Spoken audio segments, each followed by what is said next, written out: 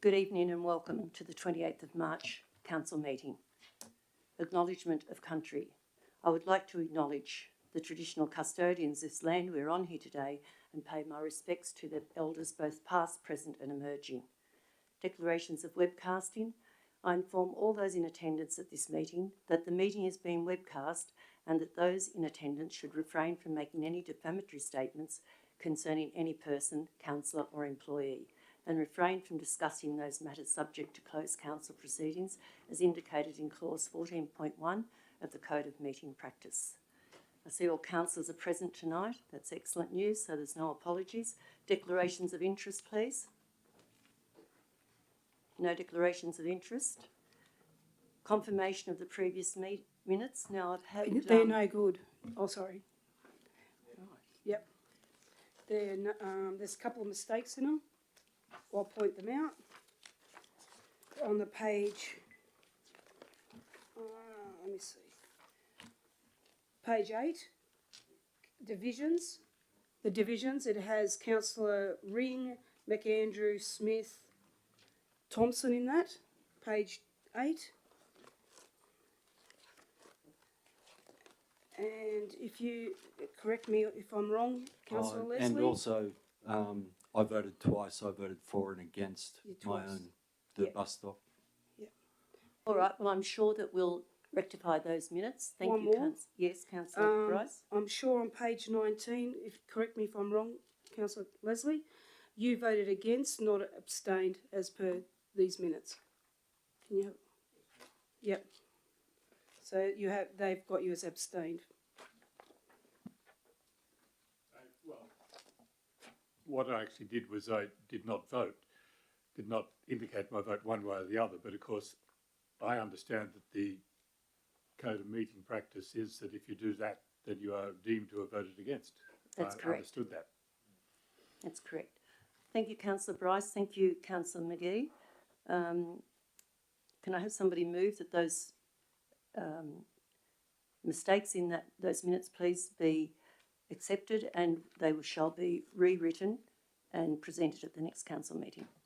I move that. Thank you, Councillor O'Connor. Have a seconder. I'll second that. Thank you, Councillor Bryce. All those in favour say aye. Thank you. Councillor Leslie, was your hand up? I didn't see that. Thank you. That's all.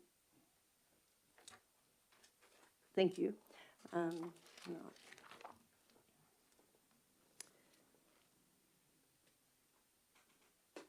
Public forum tonight. Any person registered to speak during public forum on matters included in the business paper and registered via the council website prior to the 12 noon on the day of the meeting will have the opportunity to speak. There will be only 2 speakers, for and against, on each matter on the business paper. Public forum will be allocated half an hour in total, with each speaker having 3 minutes to speak. Speaker not registered for public forum will have an opportunity to speak on matters on the business paper if time permits. So, Mr. Cameron Churchill, would you like to come forward, please, and we will listen to your request.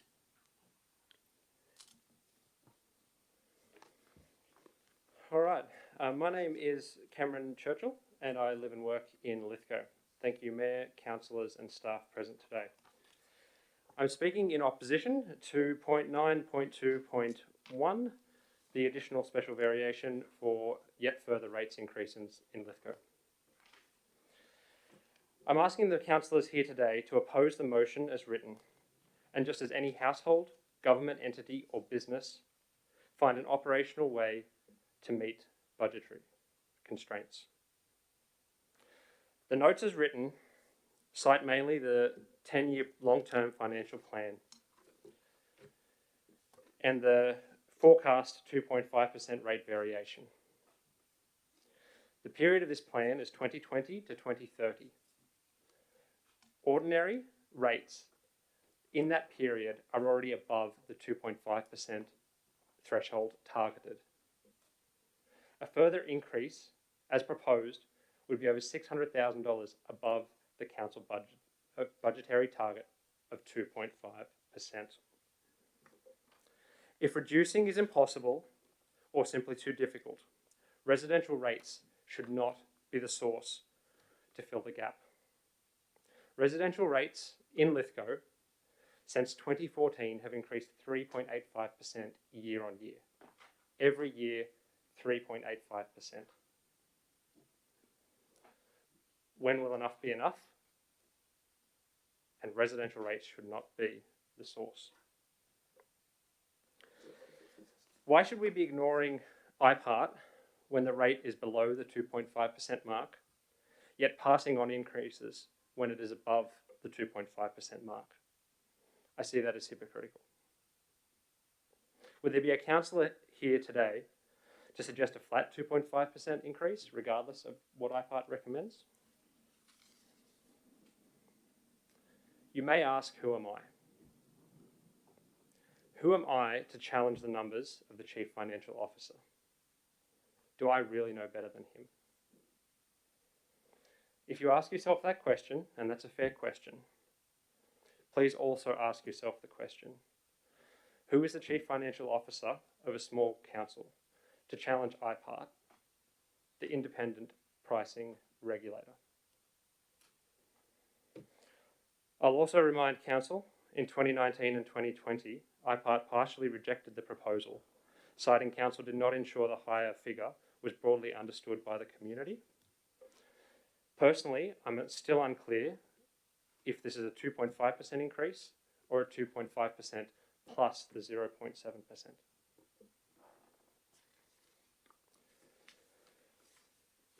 I ask Council again. All those in favour of an extension? Thank you. Go ahead, Mr. Churchill. I'll finish up quickly. I ask those again to oppose the motion as written and find an operational way to meet budgetary requirements, as all of us need to do in our personal and professional lives. Thank you. Thank you, Mr. Churchill. The General Manager would like to address your request. Thank you. Thank you, Mayor. Yes, I was just wondering if Mr. Churchill was staying for the debate because this item's late in the business paper. But just in case, and thank you, Mr. Churchill, for your address. I just want to be really clear. The report is not challenging IPART's authority or its expertise. What it's merely doing is picking up on an acknowledgement which the Minister for Local Government, to which IPART reports on this matter of rate increases, has approved a process almost recognising that there's a folly or an error in the IPART determination, which will see councils go backwards in a very material sense by comparison to rising costs. So I just want to be really clear that the government sets the amount by which rates can increase, and I'm unclear of the precise figures that you were referring to. I think you quoted 3.85% year on year. Whatever increases there are increases that have been sanctioned by the government, not necessarily of councils doing. But I think there are three important points which I'm very happy to put on the public record tonight, and that is, if council does support this report, what will be the increased rates next year? And I'm going to compare that to an average residential rate payer. So the modelling that I've been shown indicates that that would equate to an increase of $25 annually, or to put it another way, 25 cents each week for a residential landowner. I think a second material question is, will the 2.5% increase keep council abreast of rising costs? And the answer to that for the public and Mr. Churchill is no, it will not. In fact, going forward, the CPI will likely be at least 3.5%. The Industrial Relations Commission has approved an award increase for local government of 2.5%, and the cost of goods and materials after COVID disasters are running at between 5 and 10% higher than 12 months or 2 years ago. And this is an issue that's really impacting all rural and regional councils in particular. So even with a small increase, and it is a small increase of 2.5%, this council will need to do a lot more with less. And I think the other material question is, what would we do with this small amount of funding that would be received? I think the report talks about it's in the order of something around $300,000. I'd stand corrected by Mr. Gurney. But what would we do with that? Well, more than 80% of council's funds are directed towards renewing and maintaining community assets. So here I'm referring to roads, footpaths, drains, water and sewer networks, parks and gardens, buildings like libraries and halls, and waste facilities. So these funds will be directed to those community outcomes. So I'm dealing with a number of points there, and I hope they're helpful when it comes time for council to deal with this matter. Thank you, Mr. General Manager. Is there anybody in the public gallery tonight that would like the opportunity to speak on something on the business paper? You're welcome to now, so come forward if there is anyone. Thank you. We'll move on with the remainder of the meeting. I have 3 mayoral minutes this evening. I had the great pleasure of representing council at the Lithgow recent show, as did several other councillors.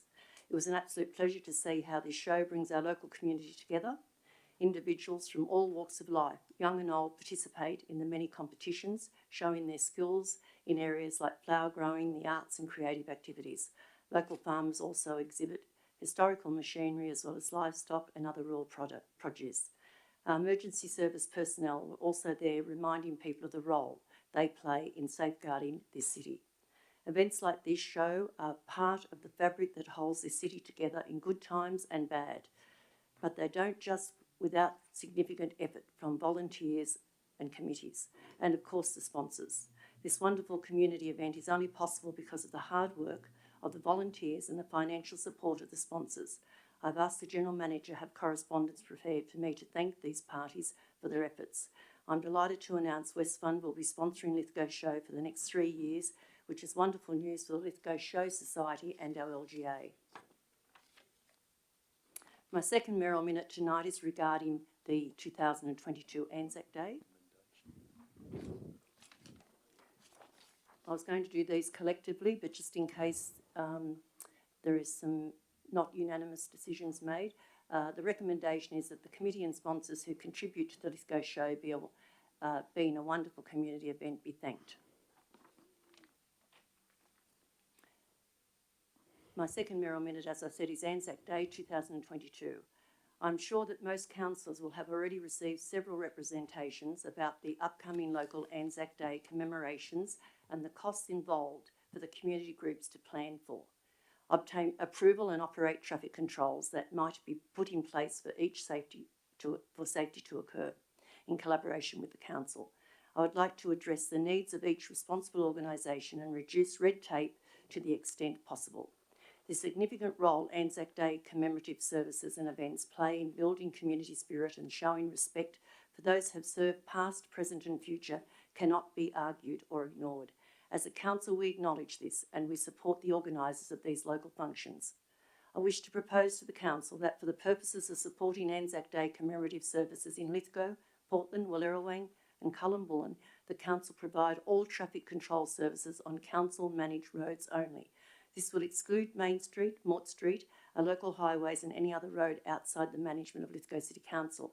I propose that these services be offered on a yearly recurrent basis. The GM will be working very closely and collaboratively with Transport New South Wales regarding the Main Street. By offering internal provisions for these services by permanent arrangement, the council can plan and budget for these services on a yearly basis, and the RSL branches or organisations can rest and be assured of the council's continued support.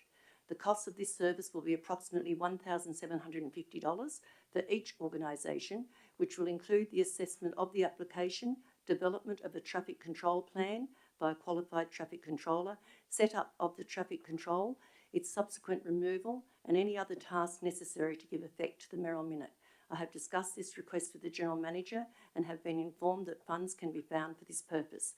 My recommendation would be that Council meet the full cost of providing traffic control services to those organisations responsible for local Anzac Day commemorative services, including Lithgow, Portland, Wallerawang and Cullen.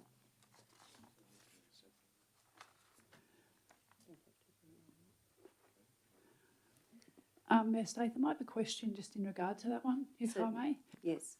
So I was contacted by the Wallerawang Lithgow Progress Association. They were quoted, and in this report it reflects that the $1,750 will be waived. They were also quoted $456 in addition to that for road closure.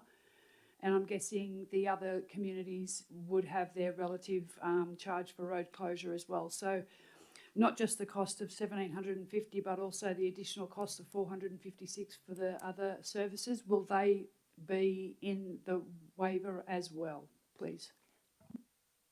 Mr Edgecombe, could you please answer that?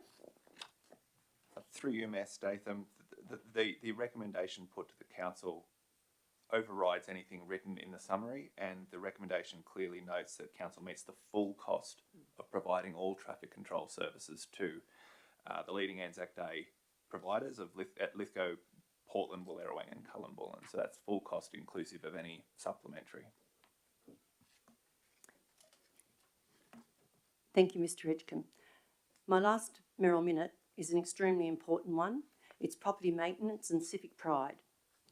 One of the themes you will hear me speak often about during my term as Mayor is civic pride and city pride. The city has the most wonderful assets at its heritage buildings, its parks and gardens, sporting facilities and its landscape beauty. It matters for those things to be well presented at all times. People, local and visitors, care about a place that is well maintained. They have pride. With a very small budget compared to other local government areas, but a vast geographic area to manage, almost the size of the ACT, this council works extremely hard to do the very best that they can. But I must comment that others, in my opinion, are letting us down. It doesn't convey city pride when rail corridors and Great Western Highway medium strips are overgrown, including with blackberries and other weeds. Nor does it convey my city pride when some of the buildings in Main Street are poorly maintained. To correct this, I have asked the General Manager to take steps to bring these matters to the attention of the responsible government agencies and the landlords. I congratulate all the store owners who take pride in their businesses, landowners to maintain their vacant land and blocks and residents. I'm very proud that there are some people that take pride. My recommendation that Council's commitment to the city pride be reaffirmed and steps to be taken to ensure that the government and private landlords are doing their bit to convey a positive impression on Lithgow. I'd like Council to accept those Merrill Minutes. Thank you. Could I just... And I have a question, Mayor Statham, if I may. Councillor Martin first. Yeah, just very briefly, Mayor Statham, I appreciate all of your Merrill Minutes. They're all very valuable statements. Just the last one, just a request rather than an amendment to the recommendation. Could we ask our representatives to the Upper Macquarie County Council to discuss the matters of state lands, particularly the rail corridor and the highway? The New South Wales Biosecurity Act and the merging of a number of acts created all lands as equal. No land category in New South Wales is exempt from the Act, and they're required to meet their general biosecurity duty, which they're currently not. So if I could ask our councillor representatives to take that forward on your behalf, please. We already have made, thank you Councillor Marnie, we all already have made urgent requests to rid the tunnel down that was flooded, severely flooded because of debris and blackberries. So we've made some inroads already, but I'll take that on board, Councillor Marnie. Thank you. Councillor Coleman. Yes, thank you, Mayor Statham. In regards to your recommendation, totally supported. The question I have, though, in regards to the last Merrill Minute, in regards to property maintenance, you state in your recommendation steps to take to ensure the government. Which government are we referring to? If I could please have that answered.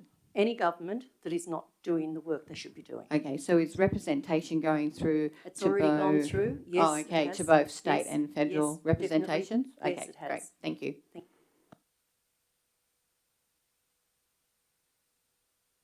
I'll put those three Merrill Minutes, please. I'll move them. Could I have a seconder, please? Yep. Councillor Bryce, all those in favour say aye.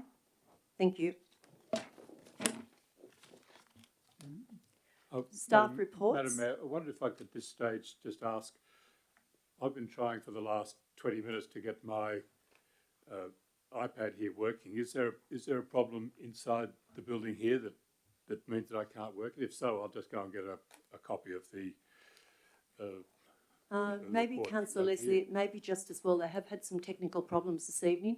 Maybe if you would like to get an agenda, that way we can be sure that you don't miss the committee. I'm not worried about that, but it comes up here, but then I can't get it any further. But I'm happy to.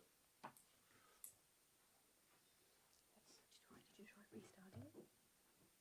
Well, no, I can try. Try restarting All right, it, see what okay. that does it, and then.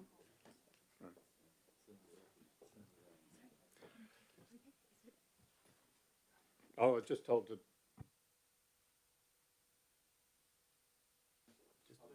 Just on that point, you want me to stop at the monitors? Mayor, just while we're on the point of technological issues or challenges, we are having problems with the monitors tonight. I apologise. We've got a monitor up the front here that's working, but the gremlins are in the others. We put new sound system in. I think it's working superbly. The video broadcasting's working, but I apologise. We'll have a problem with the on-screen monitors displaying the recommendations, but we can go old school and do it by verbal. Thank you, Mr. General Manager. Moving on to page 4, 9.9, item 9, staff reports, economic development and environmental reports. Could I have somebody move this, please? Happy to second. Sorry, who moved that? Councillor O'Connor, was it? Thank you, yep. And Councillor Goodsell, second. Sorry. Councillor O'Connor, would you like to speak to that? Yes, it's good development for that corner, and I'm happy just to go with the recommendation. Thank you, Councillor I'm O'Connor. happy with that. Councillor Goodsell? Yes, this subject land has already had development consent, and it's lovely to see that those lots have been scaled back for larger residential lots. Also, a lot of importance is the restriction on the title in the future to prevent further subdivision in that area. Thank you, Councillor Goodsell. I'll put the motion if there's no more dissent. Councillor Marnie? Thank you. Okay, just a quick comment, just with the cumulative impacts of development on the west side of Lithgow, and not pertinent necessarily to the decision on this, but what are we doing as far as potential traffic lights to connect Western Lithgow into the rest of the city? I'm happy to bring a notice of motion back asking for a report, but I just thought if there is some movement on that front, I'd be interested. Thank you, Councillor Marnie. Mr Edgecombe will help you, assist you.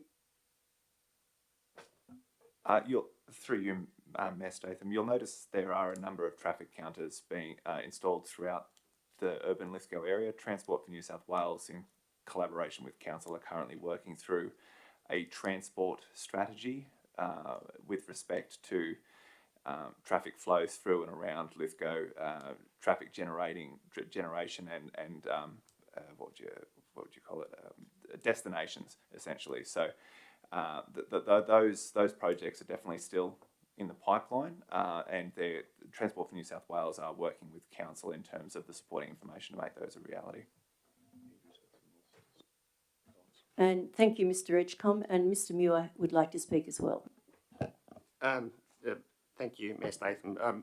Lights at Coldrew Drive have been the subject of ongoing negotiation with Transport for New South Wales, and as part of a recent mediation in the Land Environment Court, of which Transport for New South Wales were part of last year, my understanding is that at the appropriate time, the commitment has been given.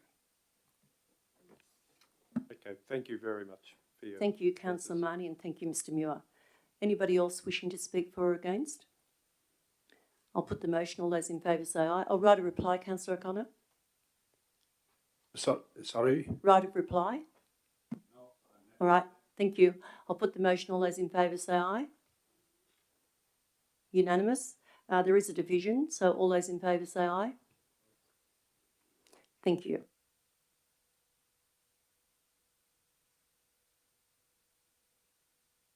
Point 1.2, the Economic Development Great Western Battery Energy Storage System State Development Significance Project. Somebody move that, thank you. Yeah, I'll move that, Mayor Statham. Councillor McGee? I'll second it. Thank you, Councillor Goodwin. Councillor McGee, would you like to speak to that? Yes, well, it's sort of, everything's sort of covered here, state significant development and the way of the future. So I dare say with all of these things, everything's been covered well and truly, you know, the safety side of things, all aspects seem to be well and truly covered. So good to go, and have the General Manager negotiating the voluntary planning agreement. All good. Thank you, Councillor McGee. Councillor Goodwin, Nothing to say. nothing to say? No. Any other debate on this issue? Just a brief couple of questions. I'm noting that the environmental impact statement is out on exhibition, which finishes on the 29th of March, which we haven't yet arrived at. How is that playing out? Mr Muir, thank you. The question about we've got the closure of the public exhibition is post this meeting. Are we not waiting on those submissions to be finalised before we make a decision? the staff have forwarded a submission, but when this situation arises, when it's close to council meetings, often it's slightly the other way around, where the time frame for submissions has lapsed before it get to council. We do inform the department that there may be a supplementary submission if the council has any additional issues they'd like to raise, or they don't agree with something. Okay. Could I just ask two other questions? I'm somewhat conflicted by post decisions or proposals that, again, we find an issue with Aboriginal heritage here. I'm just interested in the process of how we're consulting with local Aboriginal groups, given that we've carefully considered the artefact layer, and I appreciate that, but it's understood that the construction would see a permanent loss of a stone quarry heritage site. I understand that's where it's got to, but what is our local consultation process as far as these cultural landscapes? Because I noted they're not expected to impact the cultural value within the area. My own personal view is, and I'm not an Aboriginal person, but I would assume that would impact on that cultural landscape significantly. Mr Muir? Thank you, Ms. Statham. In terms of a state significant development, in terms of council consulting, the council will not be consulting at all.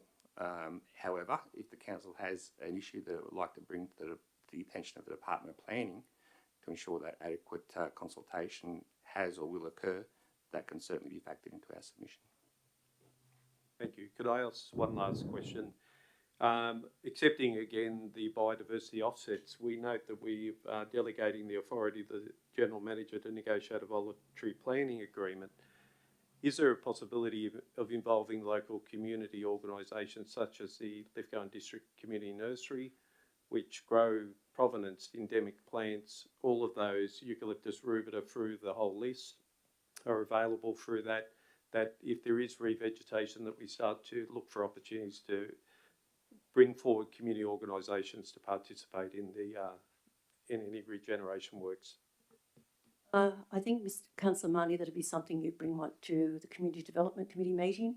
It wouldn't be appropriate for us to speak on that tonight. That's somebody that's organising the battery.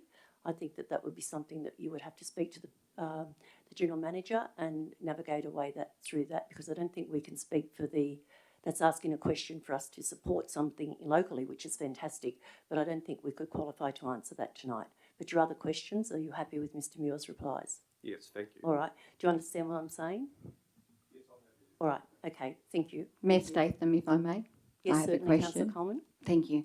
I just have a question in regards to the submission. If it could be clarified, please. My understanding, this submission was done in caretaker mode. Is that correct? I just want that on the record. No, I don't think that's the case, no. Okay, thank you. Thank you, Mr Muir. Thank you, Councillor Coleman. Anybody else wishing to speak? Right a reply, Councillor McGee.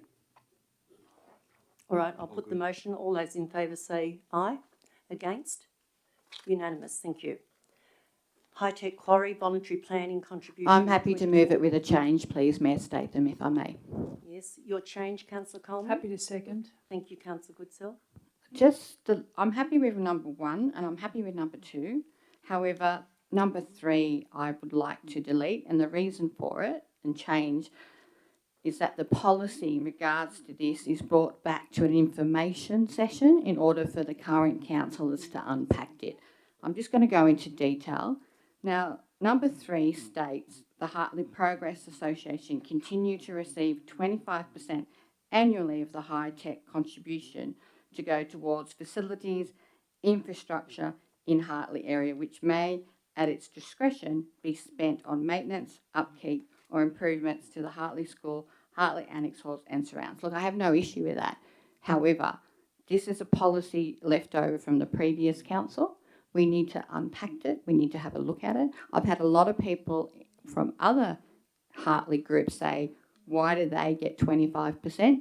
Why is it not shared evenly across the board, like amongst all of those in Hartley, all groups in Hartley? I don't have the answers, but I think that this particular policy needs to be brought back to the current councillors. We unpack it, we have a look, and then make a decision whether or not we stick with the Hartley Progress Association staying with 25%, or all associations within Hartley have evenly put an application for the 100%.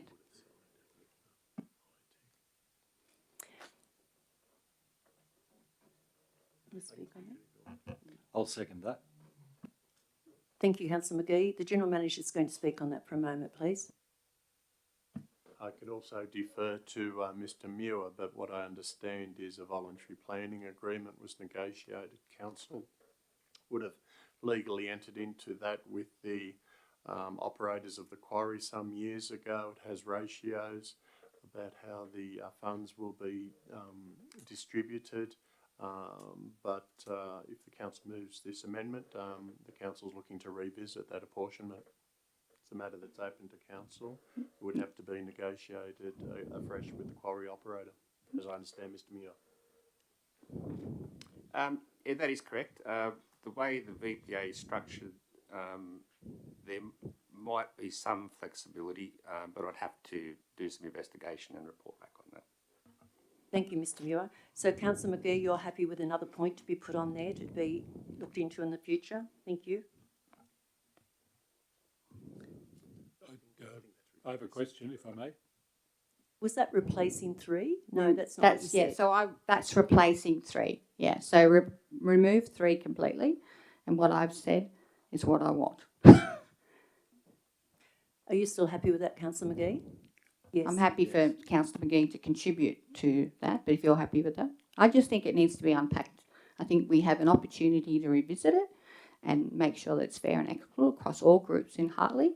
So, and if we have to renegotiate with high tech, then so be it. And I have full faith in the council officers to do that.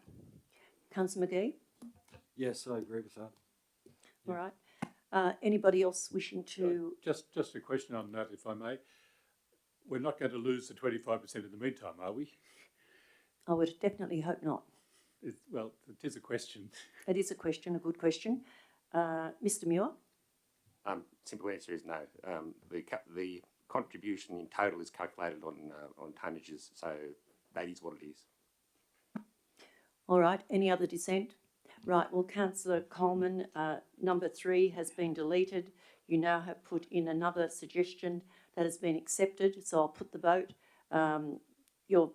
Would you like a right of reply? You've already spoken. No, I don't think that's necessary. Thank you. So, Mayor Statham, just to clarify, so I seconded that, so we're voting on the amendment at the moment? We're voting on the amendment, yes. So we're voting on the amendment with point 3 gone and a new proposal for point 3. All those in favour of that say aye. Against? Councillor Goodwin against, so the amendment has won. So now the amendment becomes a motion. We'll discuss the motion now. You're happy with that, Councillor Goodsell? Yeah, I just had an amendment as well. Oh, okay. Your amendment, Councillor Goodsell? My amendment was just that I'd like to see the actual amounts included in the recommendation. They've just got who's going to get the amounts, but they're not saying actually what they are and who they're allocated to. They have got $15,507. Yeah, in the report it states what they're getting individually. That was just a thought from me that it would cover it all, but I'm happy if everyone else is happy with it in the report. I think that could be an administration correction, perhaps, Councillor Goodsell. All right. Mr Muir, what your thoughts on that, please? Oh, it's really open to council, Mayor Statham. If the council is of the view that those individual amounts should be itemised in the resolution, then that can be done. So when you're voting, take that in mind. Thank you, Councillor Goodsell. So Councillor Goodsell now has requested that we itemise the amounts with the distributed amount of money. All those in favour say aye. We needed a seconder for that, Mayor Statham, so I'm Second, happy yeah. to. All right. Thank you, Councillor Coleman. So all those in favour say aye. Aye. That's unanimous. So we'll now put the motion, because we've got now the point 3, which you've accepted, and now you've accepted Councillor Goodsell's the monetary situation. So I'll put the motion without any further to do. All those in favour say aye. Aye. Against? Carried unanimously. Thank you. 9.1.4.4, Section 3.22 Environmental Planning and Assessment Act, expedited amendment, minimum size lots, LSZ Happy to 002, move. LEP 2014. Could I have somebody move this, please? Yes, I did, Mayor Yep. Statham. Thank you, Councillor Goodsell. Councillor O'Connor, thank you. Councillor Goodsell, would you like to speak to that? Hopefully I'm on the right one, Mayor Statham. This is simply a report to rectify, expedite and rectify an error that was detected. Is that correct? Yep.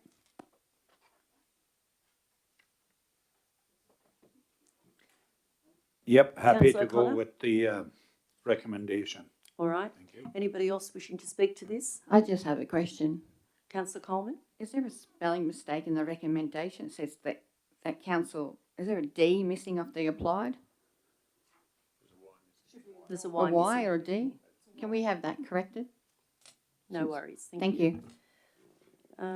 Anybody else wishing to speak? Councillor Leslie? Yes, thank you, Mayor Statham. It may be obvious to others, but I'm not certain whether we're actually at the final thing that we're wanting lot sizes to be smaller or bigger. I'm quite keen to have lot sizes that are smaller than most of the lot sizes we have, especially out at Southbound Fells. I find that they're just too large, and and if the idea is to make a lot sizes smaller, I'm happy with it. But if it's to try and ensure that they remain at large, I would be unhappy about it. So, and I'm just confused by the issue. By it, I read right through, but I can't pick which way it's going. Mr Muir, please. Thank you, Mayor Statham. Yes, there is a lot of planning speak, unfortunately necessarily planning speak to make sure it all complies with the law, as you can understand. But yes, it is a reduction. It was always meant to be 2,000 square metres. It was erroneously in the mappings 2,200, so it is taking it from 2,200 to 2,000, which was the original intent. Thank you, Mr Muir. Are you okay with that, Councillor Leslie? Yes, I'm now happy to vote for the All right, recommendation. thank you. That's great. Anybody else wishing to speak? Any dissent? Councillor McGee? Yes, it does say that it's taking the minimum lot size, amending the lot size map from 40 hectares to nil. So is that like removing one, or? Mr Muir? Sorry, Mayor Statham. Dot point, planning proposal sought to achieve these outcomes by amending the lot size map LSZ-002 for lot 20 DP 1207066. Just speak up, please, Councillor McGee. From 40 hectares to nil. So is that? Can you just point out what part you're reading of the report? The page number, please. Page number 15, halfway down on the right-hand side. First dot point of the second lot. Yeah, first dot point of the second lot. Oh, yeah, that was the original planning proposal, that's correct. Because there was, the zoning had a 40 hectare minimum lot size. Consequently, under that zoning, it excluded a lot of development. So that was the intent of the original planning proposal. Sorry, just to clarify that is 100% correct. But what this is a correction the planning proposal was made, adopted, went through, but there was an error found in the mapping. And in relation to the minimum lot size for this particular part of the lands, it goes from 2,200 to 2,000. Yeah, so it is, sorry about that. So it's just, yeah. All right, thank you, Councillor McGee, and thank you, Mr Muir. Councillor Goodsell, right of reply? I'll put the motion. All those in favour say aye. There will be a division. All those in favour say aye. Unanimous, thank you. Item 9.1.1.5. I'll move this one. Councillor Marnie? No, Bryce. Oh, sorry, Councillor Brights. I ain't got the beard. My apologies. Could I have a seconder, please? I'll second Councillor that. McGee? Councillor Bryce? Okay. Under legal and risk management implications, Yes. There's a statement there that says, while the Minister's orders does not present any significant risk to council, the order implies that where a councillor continuously underperforms with regards to timeframes specified, council powers to make planning decisions may be removed. So this basically makes the council far more, weary of the timeframes and making sure that we meet them. Much better management of the plans. Thank you, Councillor Bryce. Councillor McGee? Yes, just brings about good transparency by the looks of it, and yeah, good thing. Thank you, Councillor McGee. Anybody wishing to speak for or against? Councillor Goodsell? I can see we meet the statement of expectations. The most commentary I hear from residents and ratepayers is in regard to stopping the clock. So while we meet these deadlines, I'm really interested in what the actual figures are with the stop the clock, which means when council need more information or the residents don't necessarily need to know what they need to provide. So I'd wish we could have some information on how many of those ones that are meeting the 42 days or whatever are actually 60 or 80 days with all the stop the clock, and is it because of a lack of information that's coming out from council, or is it a lack of understanding from the residents that are unable to navigate that DA process? So what I was wondering is, can we have some information on the stop the clock? Yeah, thank you, Councillor Goodsell. Mr Muir? Thank you, Mayor Statham. It might be something actually at an information session that we could provide some information on stop the clock, the actual specific circumstances where it can be applied, and we'll try and extract some statistics. Thank you, Mr Muir. Mayor Statham, I have a question, if I may, please. Councillor Coleman? I'm curious, through you, Mayor, through Andrew Muir there, Mr Muir, how does the current process in regards to the online portal system now that's been implemented, how is that affecting stop the clock and the time? I've used it myself and it is quite frustrating, but I understand it's New South Wales government implement, I'm not quite sure, but how is that affecting our DA timing processes? Mr Muir?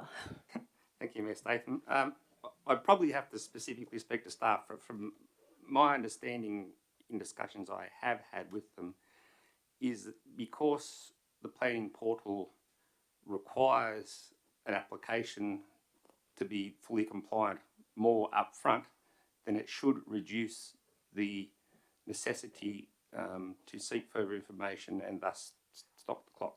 So it should be working in that regard. It is that there may well be, I suppose, opposing views on what the portal does in terms of customer service, particularly for those that are putting many applications in. But I understand that it should be having that effect by now, but I can certainly, perhaps when we do come back to an information session, we can provide some information on how the portal's performing. I think that's really important. Thank you, Councillor Coleman, and thank you for your reply, Mr Muir. Councillor Bryce, would you like to speak to that? Right, No. reply? No. No? All right, I'll put the motion. All those in favour say aye. Unanimous, thank you.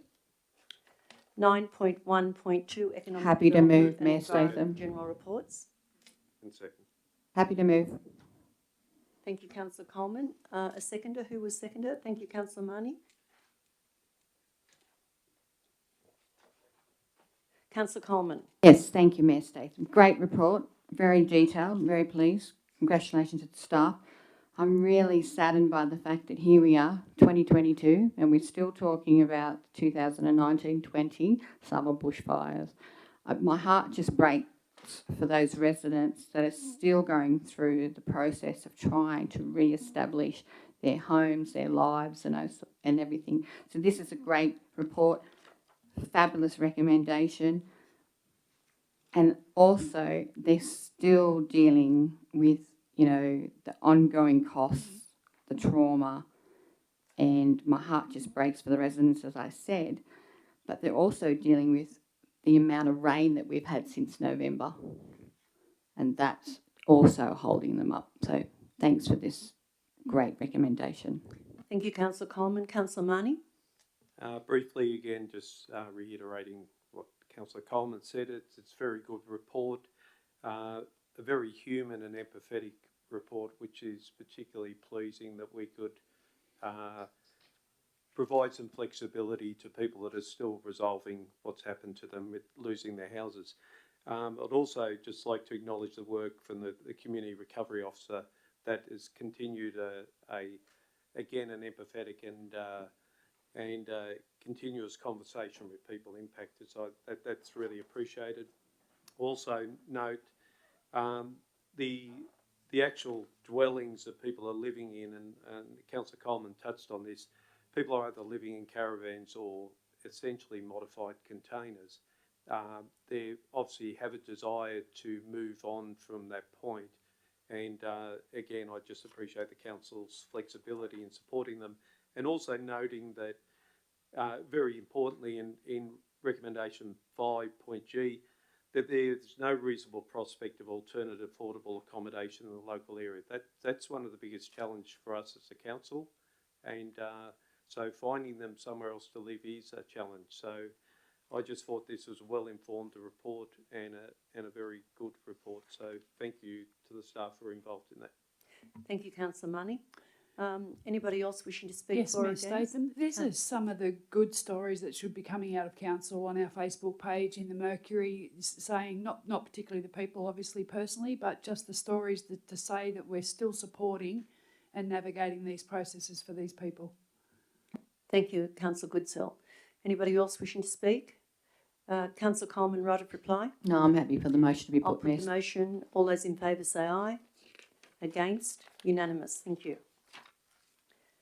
9.1.2.2 Employment Lands Reform, Lithgow translation of the employment zones and land use tables. Could I have somebody move this, please? Have somebody move this, please? Happy to. Councillor Marnie? Councillor Goodsell, second. Councillor Marnie? Just a brief comment. Again, some good planning work here, looking at the way we present our employment zones. The only comment I'd make, I've sort of worked in and out of the public sector for 30 years, and we often will refresh our verbiage. I'm not always sure that it makes things clearer. We've moved from a business park to a productivity support and an enterprise corridor to a productivity support. I realise that's what happens. I just want to make sure that the verbiage we put out in front of the punters is understood exactly what we mean. So that's the only comment I make. But otherwise, a good report. Thank you, Councillor Marnie. Councillor Goodsell. Anybody else wishing to speak for or against? No dissent. Councillor Marnie, right of reply? No, I'll put the motion. All those in favour say aye. Unanimous. Thank you. 9.1.2.3 Draft Standard Instrument LEP I'll move this. Agro-Tourism Amendment Order 2021. I'll move this one. Thank you, Councillor Happy to Bryce. second this one. Councillor Bryce. Is that Councillor Marnie that seconded that? Thank you. Councillor Bryce. Nothing, I just think we should go with the recommendations as set out. Thank you. Councillor Marnie. Also support Councillor Bryce in that, but I just want to say that this this sort of thinking around agribusiness and opportunities to build diversity in the business of farming is a great initiative. I'm again really pleased that our council's supporting a pathway to allow for farmers to stay viable by allowing on-farm businesses to flourish. So again, I think it's a really good report, and thank the staff for it. Anybody wish speaking to for or against this? No. Just reiterating what they're saying, anything that can build resilience in those communities after they've faced so much is only a good thing. Thank you, Councillor Goodsell. Councillor Leslie. Just a question. This agribusiness would it allow those fake buildings such as we had last year in the Megalong Valley, where it came up, where they're going to put in some farm stay issues? Could I get some clarification on that, whether this is as broad as that? Thank you, Councillor Leslie. Mr Muir, thank you. My understanding is the definition of farm stay remains, which was something, as I recall, which was of some debate in that particular application as to whether that enterprise there was actually an agricultural enterprise. So that particular definition stays, but it has a couple of additional requirements in it, and one of them is that it must conform with the farmland rating under the Local Government Act. So it actually has like a two-edged sword that it has to comply with. So in answer to the question, I don't think it'd change better or worse that particular situation. Thank you, Mr Muir. Mr General Manager would like to speak. Thank you. We'll just provide a memorandum to all councillors clearly dealing with that issue. Thank you, Mr General Manager. Anybody else wishing to speak for or against? No? Right of reply. Thank you, Councillor Bryce. No. All right, I'll put the motion. All those in favour say aye. And there's a division. Thank you. All those in favour say aye. Thank you. Unanimous. Thank you. Item 9.2, I'll move finance. this. Bad manners to us speak together. I think it might have been to my left, but I didn't know who it was. Army, and you seconded. All right, thank you. Councillor Bryce, it's good to see you're all enthusiastic tonight. Councillor Goodsell. Councillor Bryce, would you like to speak to that? Not really. I think that we should take up the 2.5% that we've been allowed. It is, the General Manager has said, it's only going to increase our rates by about $25 annually. It's not a huge impact on businesses and I mean domestically, and I think it's a good thing. Thank you, Councillor Bryce. Councillor Goodsell. I'd also like to thank the General Manager for his comments earlier, which made it very, very clear of our position as a council and its resilience moving into the future. Just briefly, this report for an average person is technical and it's complex, and unfortunately on social media, our community seems to omit any of the positive or important details when announcing council business. If you walked up the street and asked the average ratepayer would they like a 2.5% increase in their rates, the answer is no, and it's a deafening no. This council needs to remain financially viable. IPART says we can increase rates by 0.7% with no council resolution and no community consultation. We're asking for a permanent 2.5% increase, which is reflected in our current long-term financial plan, which equates to whatever the General Manager said, I think it was 25 cents a week for our average resident, which is still well below what we could be charging with the current CPI of 3%. We're not asking for 3%. There are so many complaints regarding our excessive rates in Lithgow. Lithgow City Council land rates are very, very, very low compared to councils across New South Wales, just our land rates. Our complexity lies within our water, wastewater usage and our access charges. For example, we have to, correct me if I'm wrong, somebody, we have to run two sewage treatment plants with around 8,000 residents utilising those. Hypothetically, Bathurst's got one sewage treatment plant with double the amount of people, and we're soon to install one at Cullen Bull. And there are a lot of big infrastructure that has to be manned and utilised. We have a very, very complex water infrastructure system that we have to maintain and manage. We've got Fish River, we've got Farmers Creek, we've got Oakey Park, we've got Clarence, All of that combined makes our rates a little more expensive, but we don't have the separate bills from Sydney Water but our land rates are very, very, very low. This increase to me is essential. It will reflect what is in our long-term financial plan. If we don't go with what's in our long-term financial plan, we're up the ditch. So we need to ensure council can meet its financial obligations for the year and fund capital projects, our employment of our staff, our maintenance and renewal.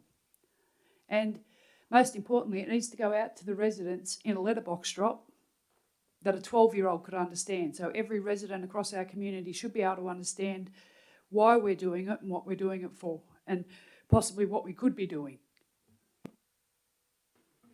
Thank you, Councillor Goodsell. Anybody else wishing to speak for or against? Councillor Coleman? Thank you, Mayor Statham. My understanding of the recommendation, and correct me if I'm wrong, through the General Manager, is we're applying to the New South Wales Regularly Independent Pricing Tribunal for a 2.5 one-off permanent special variation. This isn't a given. Is that we have to apply for it? We have to then wait and get a response. Is that correct? Mr Ross Gurney will speak to that, Councillor Coleman. Through you, Madam Mayor, that is correct. We do still need to apply to IPART. It is a simpler process, but it still requires an application. Thank you, Mayor Statham. Thank you, Councillor Coleman, and thank you, Mr Gurney. Yeah, I'm still going, sorry. Just wanted that question answered. Look, I've struggled with it. We all don't want to pay extra rates. We don't want to impose on our residents with extra rates. However, I agree with Councillor Goodsell. We have to be financially viable into the future. But we need to ensure that if we do apply, we are successful, that it is prioritised towards roads or, you know, what's really important. So I'm happy to support the recommendation to ensure we need to have a look at what it will be used for. That's all I'm saying. Mr General Manager would like to speak to that. Thank you, Councillor Coleman.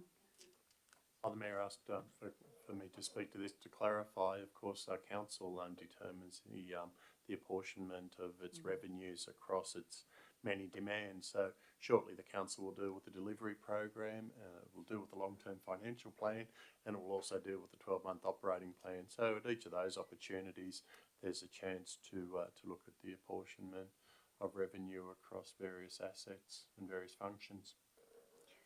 Thank you, Mr Butler. Anybody else? Councillor Marnie? Just a brief comment. Look, it's one of a number of very challenging conversations we need to have with our community. I won't cover the ground that Councillor Goodsell did very well. I think she explained the principles of why we need to be thinking about this.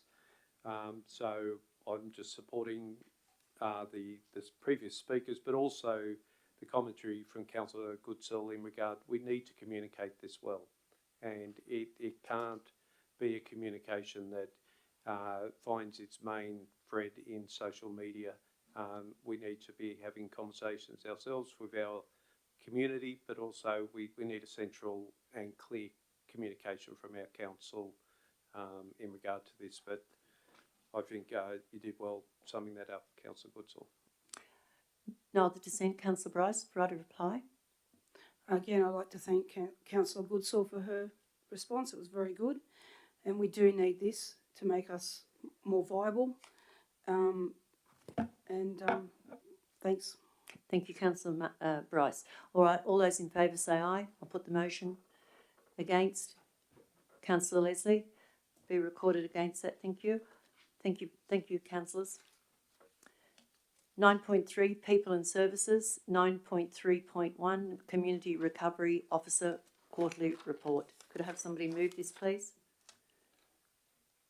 Councillor Marnie, have a seconder, thank you.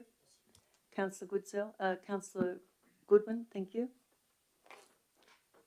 Councillor Marnie, would you like to speak to that?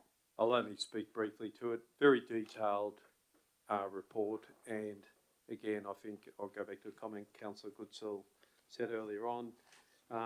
These are some of the great things our staff are doing. We probably need to make them more visible when we're doing well, which we often are. just being able to bring this out into the light. So again, I thank Mr. McGrath and his staff for the work they're doing. It's a very valuable service we're providing at this time. Thank you, Councillor Marnie. Councillor Goodwin? Not much more to be said than what Councillor Marnie has just said. It is a very detailed report and very good. Any other person wishing to speak? Councillor Marnie, right of reply. I'll put the motion. All those in favour say aye. Unanimous. Thank you. 9.4, Policies and Governance. New council designated person returns for the period of 1st of July Happy to move. to 22 December 2021. Happy to Somebody move. move that, thank you. Yeah. Councillor Goodsell, have a seconder, thank you. I'll second it. Thank you, Councillor Bryce. Councillor Goodsell. No, I've got nothing to say, Mayor Councillor Statham. Bryce. Nothing to say. Any discussion on this? I'll put the motion. All those in favour say aye. Against? Carried. Thank you. Matters of great urgency. I have one. Councillor Bryce. Link are undergoing some renovations due to getting some funding to change the roof, the windows, paint the walls inside and recarpet the floors. In that period of time that they're doing this, now this is a council building and they got funding to update a council building. They will need some short-term accommodation, 2 to 3 weeks, because the roofer doesn't want them there while they're doing the roof. I think as a council we should have an obligation to find Link a place for them to be able to conduct their work. They do a great job. There's 77 people employed there and they serve a large part of our community. I'll certainly accept that as a matter of great urgency, Councillor Bryce. Mr Jonathan Edgecombe would like to speak to that, thank you. Through you, Mayor Statham, if there's anything that we can do, any alternative space to house Link that's suitable for their purposes but within our means to provide, we would absolutely take that opportunity. They're only looking for about 2 to 3 rooms to be able to have some of their administration staff work from. I will report back to the council if we can find something suitable. Thank you, Councillor Bryce and Councillor Edgecombe. Mr Edgecombe, I think, Councillor Edgecombe, it would be a sign of great faith and goodwill in our community to find Link just for 2 weeks and up to 3, something that to look after those people and do the amazing work they do, to have something that we don't have to charge them, please. Thank you. Any other matters of great urgency? Councillor Coleman. Thank you, Mayor Statham. Look, I just would like to raise the importance of roads. Like, we're all being inundated with representation in regards to roads. I mean, I've had representation in regards to the Rydal Road, Hassels Walls Road, and with Easter just around the corner and tourists coming to town, I'm just wondering where we're up to, and I know the weather's impacting, Mr Edgecombe, I can see you looking at me. Where are we up to in regards to the roads program, especially with Easter coming around the corner? I'd like to speak to that before Mr Edgecombe does, who's the guru on this. I also have been inundated, but I must say I got a report back today and the council staff are out there working diligently. We keep having storms, which is putting them back, but I believe the council staff are in 3 different areas of the local government area presently, and there's great demand on what they're doing. I will hand over to if all of a sudden become a councillor, Mr Edgecombe, to Mr Edgecombe to give his professional opinion. Thank you, Mayor Statham. What we're doing essentially is threefold. So we do have every available council employee and machine on our roads at the moment, attending to the road damage as a result of the most recent rain. They're throughout the area. Some are in the Capity Valley at the moment, and yeah, etc. etc. The second item is that the storms have significantly delayed council's adopted council capital works program. There were roads on the program, as many residents and councillors would be aware, such as the Tarranar Road, Sodwell's Tarranar Road, and the Muttons Falls Road. We have rephased all of those projects, and every single available local earth-moving contractor has been appointed to get those roads those adopted roads projects finished by the end of the financial year. If there are any further delays, we may need to rephase those into next financial year, but we are pushing with every resource at our disposal to make sure that that doesn't happen. That's about $2 million of remaining roads resale projects. The third aspect of it is the road recovery required as a result of the recent rain, which is covered by the federal government's natural disaster recovery arrangements.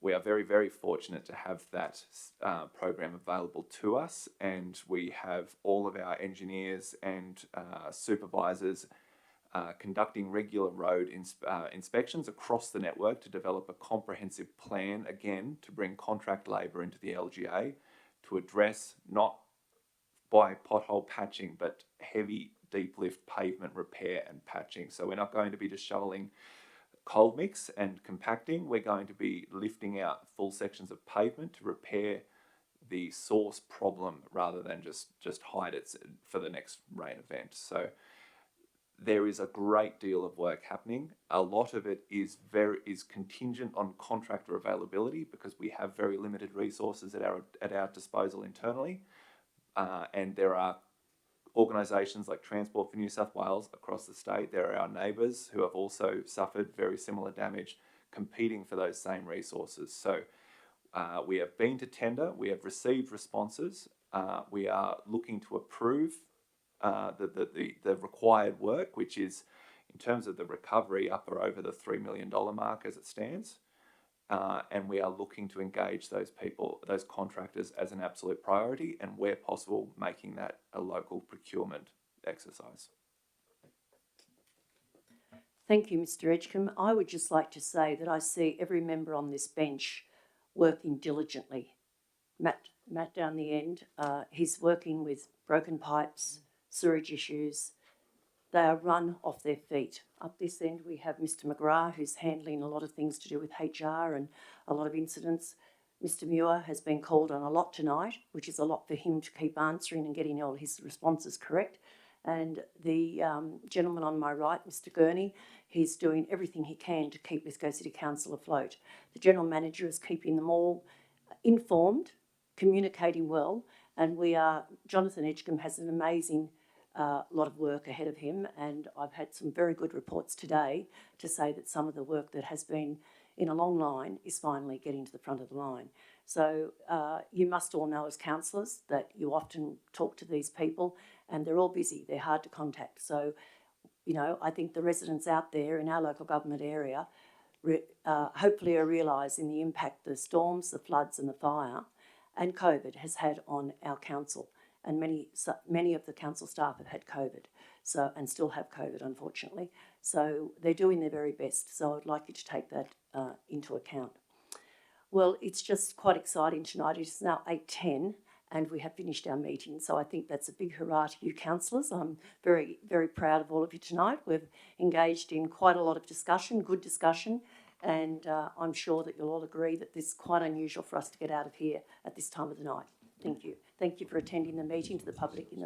Well done to you too, Mayor Statham. Good meeting. Thank you. And thank you for Public Gallery. It's always nice to see people in the Public Gallery come and support us.